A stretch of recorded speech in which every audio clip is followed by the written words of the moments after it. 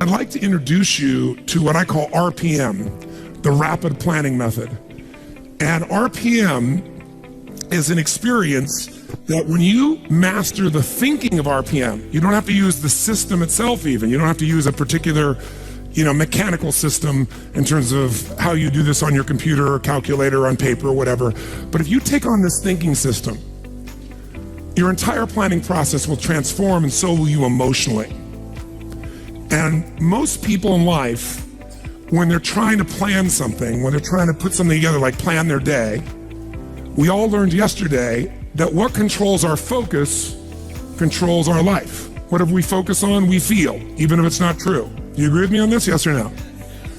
And everything's trying to get our focus all the time, right? Advertising's trying to get our focus, your phone's ringing, in your pocket it's buzzing, and that buzz is either your phone, or it's an email, or it's a text. There's this constant something trying to get control of our focus. But what you focus on determines your destiny in your life. So if you don't take control of it, somebody else will. And so the challenge is, even when we try to take control of our own focus, even we try and attempt to do this, usually there's so much distraction that it becomes very difficult to do it. And even if you did it in the traditional way, and you were gonna go out tomorrow, and you're gonna plan your day, or you're gonna plan your week, you're gonna go home. In order to plan it, you're gonna have to come up with some answers for the week. And the question you're gonna ask, if you don't know R.P.M, is what? What do I need to, say it nice and loud, what do I need to? And that's a good question. It's much better than, why do I have to do this? It's much better than, what the hell do I do? A few modifiers around that language and you'll feel very different, won't you? So when you ask, what should I do? The answer you're gonna get is usually based on whatever is most pressing on you at that moment. And what tends to press us is either something painful, right? Right now I gotta do this, because if I don't do this, something's gonna happen. Or something that we want, something pleasurable. Is that true? Or it could be our own sense of vision. But that's usually the last thing that we focus on. How many agree with me on this? Say aye. So let's say, for example, someone keeps coming to you and goes, I need this and I need this and I need this. And they do that in the form of your text. They do that in the form of a phone call. They do that in the form of an email. They do that in the form of walking up to you and go, hey, Tony, can I ask you a question? And right in that moment, they're coming to you and they're asking for the most valuable thing you have in life, your focus. Because out of your focus, you're gonna put your attention, your energy, your intellect, your emotion, your thoughts, your lifeblood. And the way you invest focus is the way you invest thought, feeling, emotion, and life. And wherever you spend that focus is going to determine what you end up with in this life and what you're able to give in this life. So focus, bless you, is the single most important component you got to learn to take control of. And most of us are not very good at this. Primarily because the culture has conditioned us to respond to what we need to do. And when you're coming up here, Dr. Ruth here in front of me, and she goes, Tony, what I need to do right now is being dictated by the environment, not necessarily by what is most important for me or my mission or my direction or my life.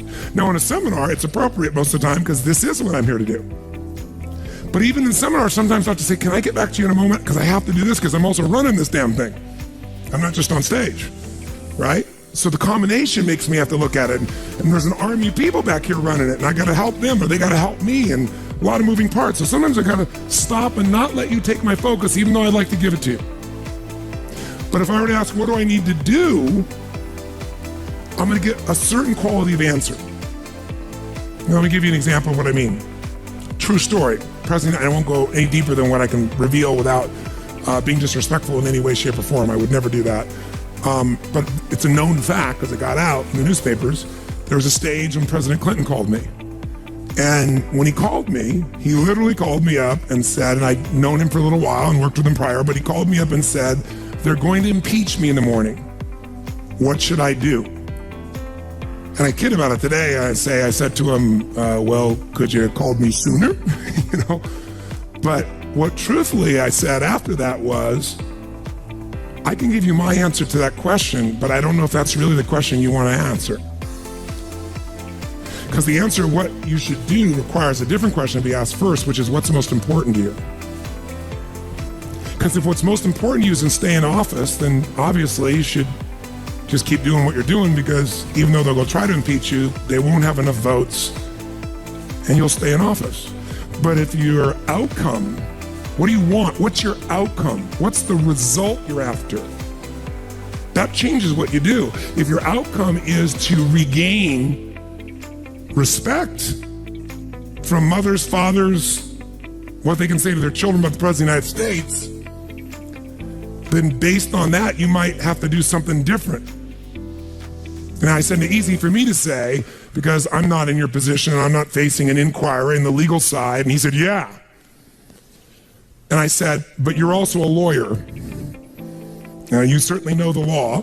And I said, you know what you can say. He goes, yeah, well, you don't have somebody coming at you, stars coming after me. He's trying to do this, trying to do that. I said, I know that. So I'm not telling you what to do. You're just asking me what to do. I won't tell you that. First, you got to tell me, what do you want? If you don't know your outcome, if you don't know the real result you're over and you answer what to do, you may even get what you want. You may do that, get the result, but it's not the result you really wanted. That's, again, the difference between strategy and tactics, isn't it? Which is one of the single most important lessons I hope we got across to you this week. So you got to learn to ask a different question and what to do, because how many of you found out that it doesn't matter what the day in your life is? If you really write down everything you got to do, there's no way in hell you could do it all. How many agree with me on this? Raise your hand and say aye. So most of you start out in the old days with a little time management book and you used to write down all your to-dos, right? How many of you still have one of these? Right? You write down all your to-dos, and then in the early days, you actually put like A, B, C priority maybe in the very beginning. Anybody get that anal to be able to do that? Separate them out so you focus on the priorities, and then maybe even plan when you're going to do them in your day. And that lasted about how long? You still carried that book around with you in those days when it was on paper, remember that? But what it was your address book in those days, because you didn't have an iPhone, right? It was your calendar and your address book and a few crappy things you wrote down, but you never sat down and wrote the whole list out because you knew you weren't going to do it all, and it just felt like hell every day to rewrite it all. Who can relate with what I'm saying as being true? Say aye. So when I only had one company to run, I was just a kid, I went to one of those programs prior to the days of Franklin and Covey and all those guys. It was called the Time Bank. And we had this 3-ring binder like this. It was so cool, and it had its tabs and had my calendar in the front so I could schedule things, and have these daily little tabs. I could plan out the day and write my to-do list. And then it had my A through Z's in the back where I could file under people's names and things, all the details I needed. And then that was all the phone information, because there wasn't email in those days. And you carried around this little mini suitcase of these big rings, and it worked really cool. It was great. But I learned once I had 2 companies, and then 3, and then 4, then 5, there was no way. My to-do list got bigger and bigger and never got to be done. And I found myself not writing it down, and then I found myself doing it in my head. And I got a pretty good memory, but man, that was painful. I felt the shock of it all over again. Bottom line is, I said, there's got to be a better way. And I kept thinking, what controls our life is what we focus on. What we focus on, we feel. What we feel and focus on, we move towards. Wherever focus goes, energy flows. So wherever your focus goes, energy flows. So if I want to control my focus, the most powerful way is by asking what? Better questions. So I need to come up with a better question, because what to do is a painful question. And it's a stupid question very often. When you're starving hungry on the first day, what to do is obvious. Go get some food. But some of you, in spite of the hunger, and those of you who've never been to a program in my mind, the pissed offness with Tony Robbins that he would go so long, people went back, they go, but this is not right. And so they said, then go get some food. They go, no, but I don't want to miss it. Now, our fault for not communicating in advance, but the point of the matter is most of you decided what to do based on a larger outcome than the urgency of current pain. You decided, no, what's most important is to get this material, even if it's a little painful in the short term. I can eat a little bit. I'm hungry, but I can survive. I am not in Africa. This is not the last meal that I've had for 6 weeks. There may be some body fat I could be burning in the next 2 hours while I'm learning. Who knows? Maybe. Maybe I'm not really dying. Maybe that's just the language I use, and the language I use is producing my emotion. People say they're starving. Really? Look in the mirror. Are you starving? No, I didn't say that to anybody because no one came up and said anything to me about it. That Tony, oh, Tony, will you take a picture with me? Yes, of course, right?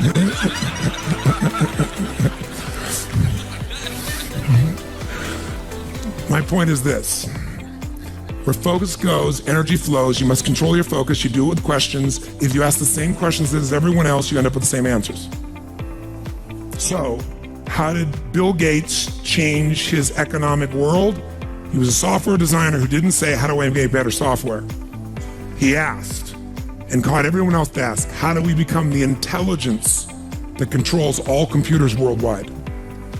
How do we become the intelligence that controls all computers worldwide? Now, when that's your outcome, do you end up with a different to-do list than if your outcome is to build the best software, yes or no? That's why he's one of the richest men on earth. Change a question, change your life. When it comes to planning your life, I want to get you to learn to ask 3 questions now. And the first one is not, what am I going to do? And how many understand why now? Say I. The question you want to ask yourself is, what do I want? What's my outcome? What's my result? The word R.P.M, the first one is to get you focused on the target. The target is not the activity. The activity can change. It's what's the result I'm after. If you know exactly what it is you really want, what you desire, what you're really after, clarity is power. The more clear you are and specifically what you want, the faster your brain can get you there. But if you're generally saying things like, what do I want? Well, I want more money. Fine, here's $1, get out of here. Did you achieve the outcome? Yeah, when you're that general, you think you're not getting your goal, you are. The way you language your goal, the way you think about it, you're receiving it. I want to feel a bit better. I want to lose some weight. Fine, you lost a pound, you're done. Because your brain's like a servo mechanism in a bomb and a missile. In the old days, you shoot a missile and the target was going, and if you missed the trajectory, you missed it. Today, what happens when the missile's not on course? What happens? It locks onto the heat signature, what does it do? It moves and follows it. That's the way your brain is if it knows the outcome, if it knows the result. So RPM starts with, I got to know the result. This is a results planning system. The rapid planning method, but you can think of it as a results planning system. I need to know the result I'm after before I ever ask myself what to do. That takes more time, but it's worth it. Now, for time's sake, I'm not going to do this with you right now, but I'll tell you what I do when I've taught this to people and I've got a full weekend to do this in. Just to give you a picture. If I asked you right now to write out your name, your full name. Now, some of you abbreviate your signature, but write out your full name in cursive. Go and do that one time. Write out your full name in cursive. I can't even use the word cursive. Is that really the word people still use? It means in handwriting, I guess, but in cursive. Just write it out full name, because you can do this later on. Full name. If you normally abbreviate, don't do that. You have to write out the full name. Now, if I had you get with a partner, and you can try this later if you want. I'm just going to tell you because I don't want to take the time because we have such limited time today. And I have your partner say to you with a stopwatch here, okay, ready? And I go, go. And you write it out. And you tell me when you're done. I go, stop. And I write down how long that was. So let's say you wrote out your signature and it took 5 seconds. And then I say, ready? Write it out. Ready? Go. You tell me when you're done. Stop. And I write down 5 seconds. I have to do that 10 times. You'll find in the beginning, you'll be, let's say, 6 seconds. I'm making it up. Everybody's signature is different. And you probably might get down to as little as 5 seconds. If you have like an iPhone, you could do it as a digital stopwatch. You could see the milliseconds. Then I say to you, I want you guys to write every other letter in cursive. In other words, you're going to write half as many letters. How long do you think it would take to do it? Half as much time? Most of you will take twice as much time in the beginning, and then eventually, what's interesting is, if I do it 10 times, and the last 2 or 3, and this makes no logical sense, and again, I don't want to take the time to have all of you do this 10 times, 10 times, 10 times, but you can go do it on your own, I'll just tell you the result. In most cases, even though you're doing half as many letters, you cut it by 2/3 of the time. There's something happens when you break an old pattern and you do it fresh. Your brain over the years has learned ways to move more rapidly since when you did your original signature, and you'll do it in 1/3 the amount of time. It'll take twice as much at first, and then it'll cost you 1/3 amount of time. Now let me tell you why I'm telling you this. The system I'm calling your rapid planning method, by the time I show it to you, you're gonna go, this takes more time than just making my to-do list. When will it take more time? When? Initially. But once you get it in your nervous system, it'll take you less time because your brain will be thinking in outcomes and not activities. And when you think in terms of outcomes and not activities, pretty soon some of the activities on your list you don't even need to do to get the outcome. You find a better way to get the outcome quicker. Now, how do you do that? Yes, 3 questions. Question 1, what is my result? What is my outcome? What is it I really, truly want from this? If you're going back next week, and you say this next week, what are the most important outcomes for me to get this week in my business? And you just write those outcomes out, not your action items, the outcomes. If you do that and nothing else, you'll be ahead of the game. And if you just keep looking at those outcomes every day, how am I doing on that outcome? Your brain will come up with ways to get to that outcome. I promise you. Focus on outcomes, not on activities. Action for most people, activities, most people may mistake movement for achievement. They mistake action items and to-dos for achievement. We're after the achievement. Are you with me on this? Yes or no? It's a different way of thinking, and I think all of you inherently have it, but if you make this ritualized, just like the things you learned this week, they're all great, but if you don't systematize them, they'll work when you do them. But if you systematize them, right?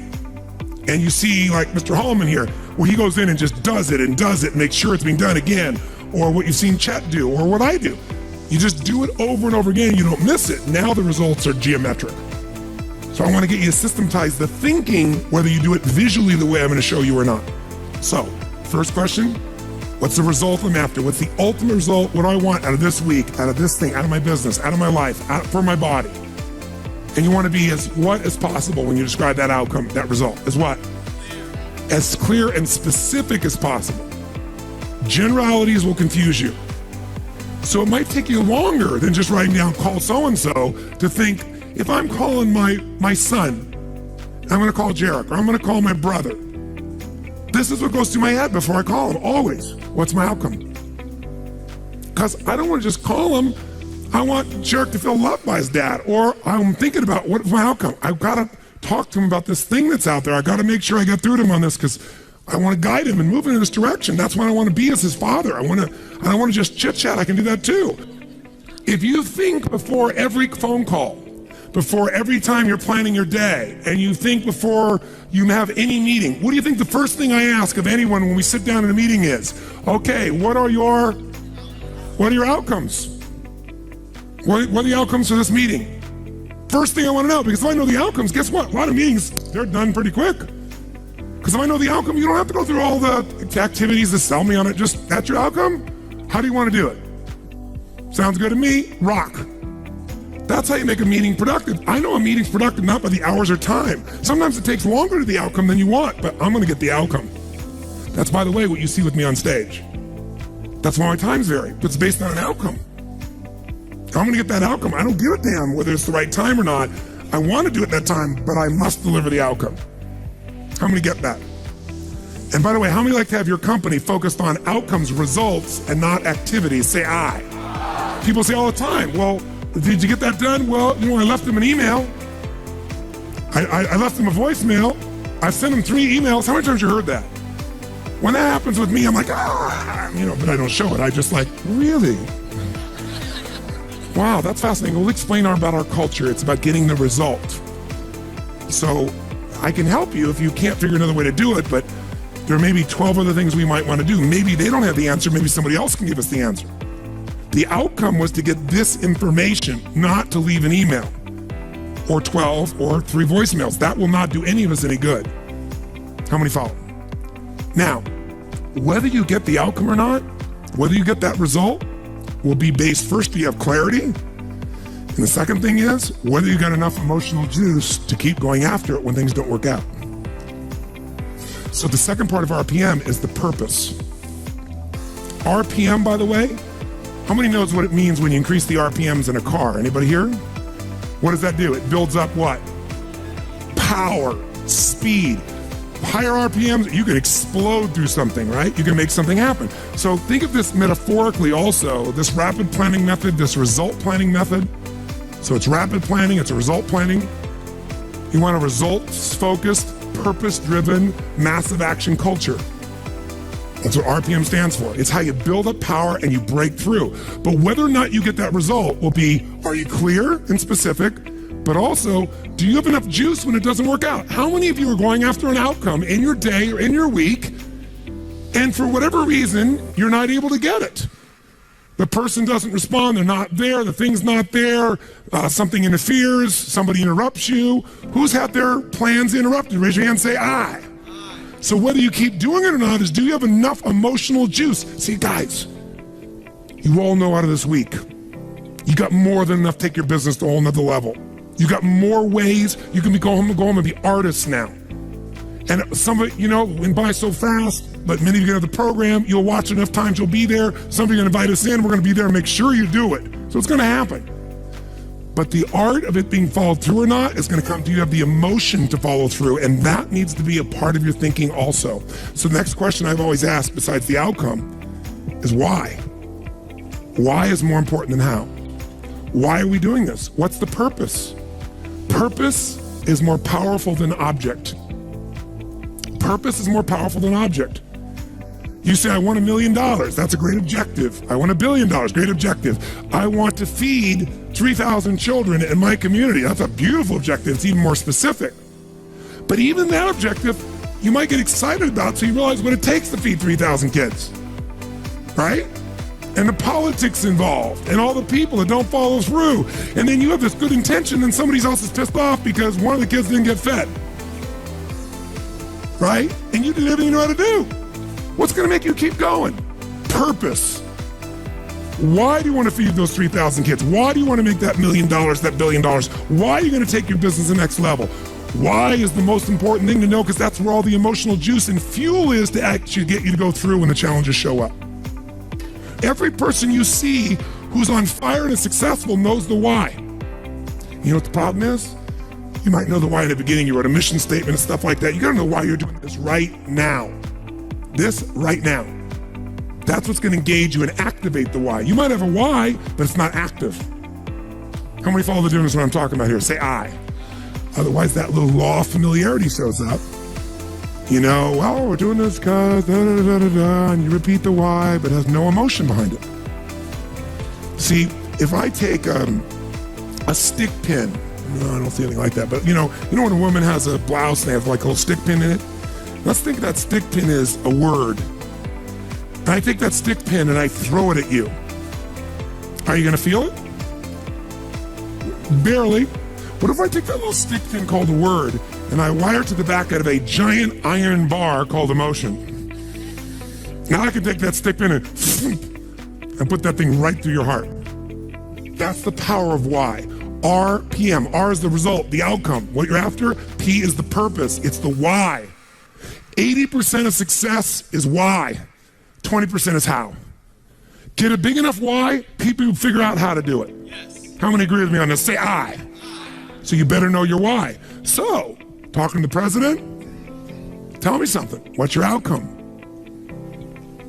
And then why? And then once we know the why, we know what you're after and why, then the question is, how do we do it? We know what we're after, why, how do we do it? By the way, are there lots of hows to get to an outcome, yes or no? Are there many paths to get a result, yes or no? Some are more efficient than others. And you're not going to know. So you know what you do? You brainstorm out all the hows you can think of. All the things you could possibly need to do to get that result. And then you narrow it down to the 20% that makes 80% of the difference. And you'll find out you don't have to do that whole to-do list. In fact, wouldn't it be nice to write your whole to-do list and not do it and still get the outcome? How many prefer that? Say I. That's R.P.M. I love it when I don't do my to-dos and I got the outcome. That's the coolest thing in the world. You might have done one or two of them, but it's then learning selectively which ones are going to create it. But the only way to do that is to brainstorm out the M, the massive action plan. If I know the result I'm after, I know what it is I want, what's the outcome, what's the result, what do I want specifically, clearly, and I know the why, and the why has got to move who? Who does the why have to matter to? Well, if it's a why you're trying to get everybody to deal with, they got to have a why involved in it. But people do things for different reasons. People donate money for different reasons. Some of you donated money the other day here because you were moved by the experience. Some of you did it for connection. Some of you did it to contribute. Some of you felt guilty if you didn't do it, somebody else did beside you. Or you have a lot of money and you feel guilty about it because you didn't earn it. I'm not saying anybody in this room, but that's how some people are. They inherited it, so they feel guilty. Some people do things to get their name up on the wall. Some people today do it anonymously and then tell everyone. Isn't it true? Yeah, just confidentially. That was me. And everybody tells everybody that it's anonymous. They're doing it for significance. Some do it for connection. Some do it for contribution. I don't care why a person does it, but we do it. But if you're going to work with a group of people, you better make sure the why touches on all their needs. Does that make sense? When it's you, whose why does it have to be? Whose why does it have to touch? Whose purpose does it have to be? Your own, for you to be moved. So if you know the result and you know the purpose, now you need the M, which is the massive action plan. We also call the massive action plan the map. It's your massive action plan, your map. How are you going to get there? What are you going to do? And by the way, when you're crystal clear on what you want and you know why you want it, you can make a big map. You can brainstorm a million ways to do it. Not all your houses are going to work. That's why you make a whole map. And then go back and gradually asterisk the ones that are the most important and go hit those. You might get the whole outcome in the first 2 action items and get rid of your whole rest of your list. This is R.P.M. This is how I operate. Now, if you never did this on paper and you just did this thinking process in your head, you'll get invaluable resources. If you learn to put this on paper, it'll be more powerful because then your brain isn't racing and you can see it. If you make it into a system that you personally use, your productivity will explode. If you teach your whole company to do this, your company will go to levels you can't even imagine because everyone will maximize their productivity. And it is different than any other system in its essence because it causes a different focus with a different level of emotion, greater creativity as a result of that, and then it shows you how to leverage it all. Does this make sense? So those 3 pieces, results planning, asking what question? What's the first question you're going to always ask? What do I really want? What's my outcome? What's the actual result I want? From this day, from this week, from this conversation, from this meeting, doesn't matter what it is. If that's all you ever do, you're already practicing R.P.M. at a fundamental level. But if you want to juice it up, you ask the second question. What's the second question? Quick. Why do I want it? Why? What's juicy about this? What excites me about this? What do I really want about this? If I'm going to call this person, why am I calling them? And then you know what? When you get a stronger why, the action items change because you're in a different what? Who knows? A different what? Make that same call without any clear outcome and any clear purpose, or the outcome is get back to him. That's my goal, get back to him. What's going to be the quality of the writing or the phone call or the vocal quality when you're getting back to somebody? Versus if you know my outcome is to make sure they feel like I am so in their corner that I'm here to make sure their needs are completely met, more than they've ever met by any person they've ever spoken to on the phone before, and that I'm here for them and they can count on me. Why? Because that's who the hell I am. Because when people deal with me, they have found someone like no other human being they've ever dealt with, and I am a source they can count up. That's why I don't have to go chase 8 million new clients. That's why they stay my client for 17 years and pay me $1 million a year to talk to them on the phone once every 10 days for 10 minutes and see them 3 times a year for an hour. And I get a piece of the upside, so sometimes I get a couple $1 million for that. Why would somebody pay you that kind of money? Because when my guy calls me, he gets delivery he can't get anywhere else on the face of the earth. So I pride myself in that. And by the way, that feels juicy to me. It means my need for contribution, for my need for growth, my need for significance. I'm the best at what I do. My need for certainty, I deliver. As a variety, who the hell knows what's going to happen when I pick up this phone? It's different every time. Because the market's changed, something's going on. How many follow? Say I. It's a very different thing than how I'm getting back to my client, right? And the way you're going to come across is different. And everybody will go, wow. And in life anyway, by the way, the people who are the very best on earth that get paid everything like 100 times more than everybody else, they're just a little bit better than everybody else. It's like, you know, a bear's chasing you. I don't have to be that fast, just that much faster than you. Right? In life, you just have to be a little bit better than everybody else and you get all the rewards. And that little bit better, to me, is R.P.M.